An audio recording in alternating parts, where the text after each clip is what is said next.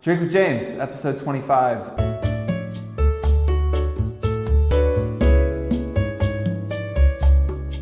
This is my drink. I am James. I'm alone. We're back in the conference room, OG status.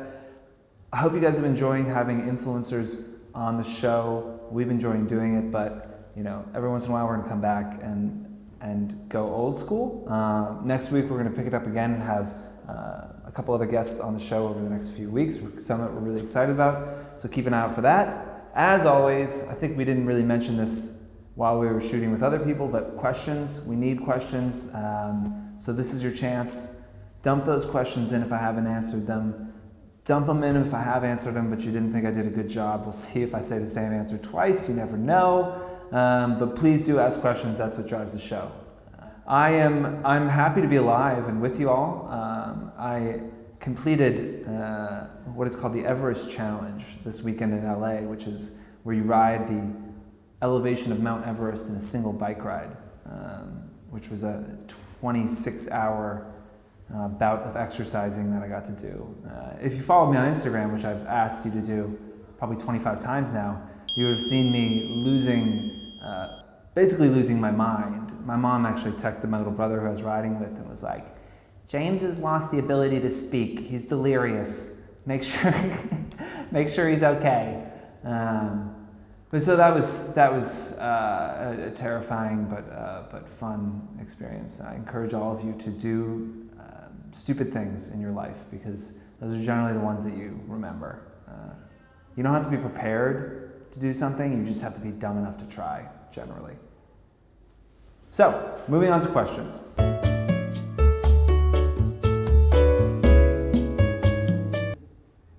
First of all, if you're asking this question, you're thinking about the right thing, right? Like, you want to do a good job for the people who are advertising with you. Whether they're paying you or whether they're not paying you, doesn't matter. You really want to do a good job for the brand. I think some of the best influencers that I know that we work with, it's as simple as that, of just like thinking about the brand and being like, I want to do a really, really good job for this brand. And I want them to like be happy with the post, yes, but I also want it to do well. And I think part of that is understanding what is success for that brand. So I encourage you to ask them that question. Like, what's success? It's a simple question, but I don't think enough people ask. Like, are you trying to just gain exposure? Are you trying to get Instagram followers? Are you trying to get people to go to the website and see a piece of content that you created that's a larger piece of a campaign? Or are you trying to sell something? Those are maybe 4 options, I don't know, that have very different ways that you would create content to create success and conversion. So it's not always just a sale. So make sure you talk to the brands that you're working with and ask them what success is and try and set them up to do that effectively. Yeah, I think you have those conversations early on when you're, right after you close, right after they say, yeah, I want to move forward, you go, awesome, cool. Let's talk about you. Let's talk about success. And, I think a good example is like, if you're trying to get them Instagram followers, then you're trying to push them to their account and say that like, this is an account that you should be following for some reason, right? Like you're trying to get your followers to follow that account. It's very different than styling a piece of clothing in a certain way to try and sell it. Like I think y'all know you're good at your jobs. You know how to push product. You know those posts that are going to get people to want to buy something. And then there's certain posts that, again, like you can talk more about following that account and keeping your eye on this new brand that you should definitely be following. So I think it can change a good amount of how you produce the content. So make sure you find out what they think success is.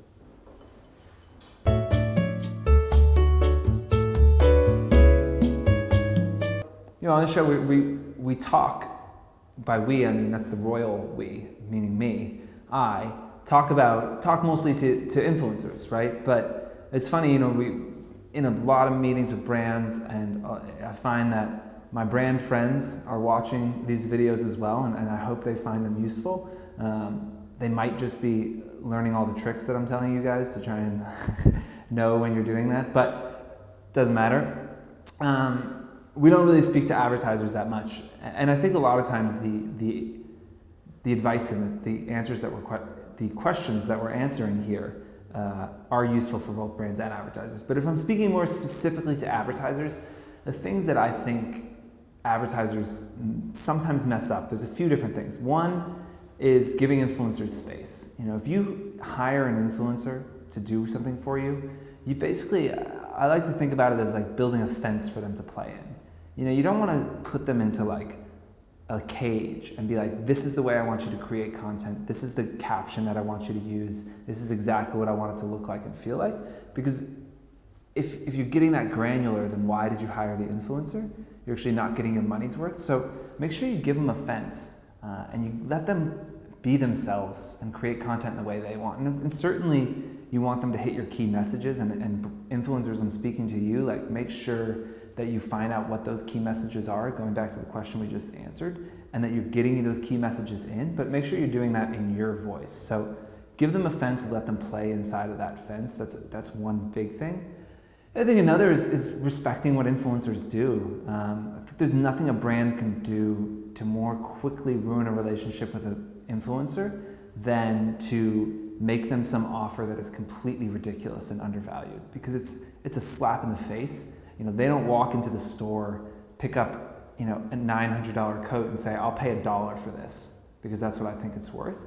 And in the same way, if you go to an influencer who has 100,000 followers and you want to send them a $15 bottle of moisturizer and you think that they should do 2 Instagrams for you to get that bottle of moisturizer, I'm sorry, you're fucking crazy.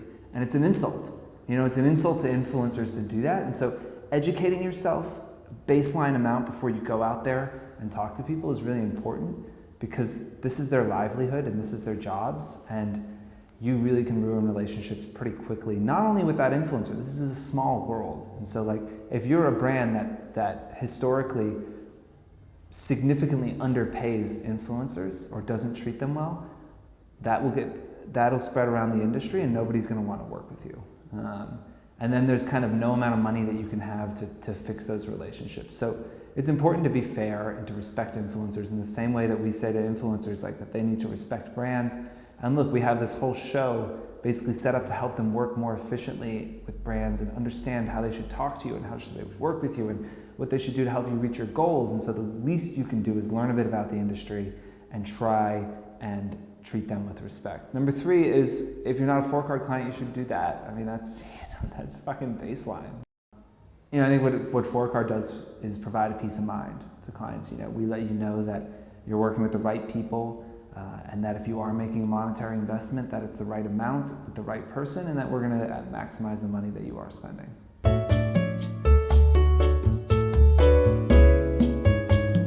First of all, I have no budget is a lie. In the same way that the check is in the mail is a lie. Those things are generally never true. There is somebody at the organization who has money and that can make that decision. Especially in PR and marketing, there's always a little bit of wiggle room. Maybe not for a $200,000 campaign that includes a private jet to Paris, but for one-off sponsored posts or something small, there is budget there.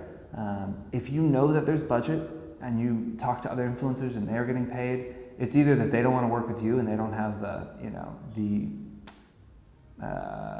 cojones to, as it were, to just tell you that they don't want to pay you and they don't want to work with you, in which case not worth your time, move on, or you're not talking to the right person. And sometimes it's simply that, you could be talking to the person that manages their Instagram account. Maybe you slid into the brand's DMs and you've been chatting with the social media manager and they've been reposting your photos and that's awesome, and then you have this idea and you send them an email and you say, hey, I'd love to do this, and they're like, oh, I'm so sorry, I don't have a budget. Yeah, they don't have a budget, but the director of marketing has a budget, or the VP of PR has a budget.